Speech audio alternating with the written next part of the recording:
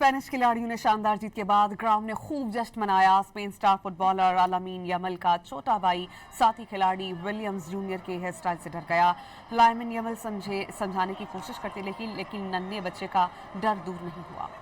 Spanish खिलाड़ियों ने शानदार जीत के बाद ग्राउंड में खूब जश्न मनाया। Spain star footballer Alamin Yamal का छोटा भाई साथी खिलाड़ी विलियम्स जूनियर के हेयर स्टाइल से डर गया। लामिन यमल समझाने की कोशिश करते लेकिन नन्हे बच्चे का डर दूर नहीं हुआ।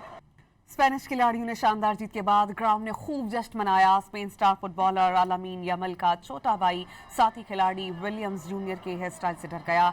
लामिन यमल समझाने की कोशिश करते लेकिन नन्हे बच्चे का डर दूर नहीं हुआ।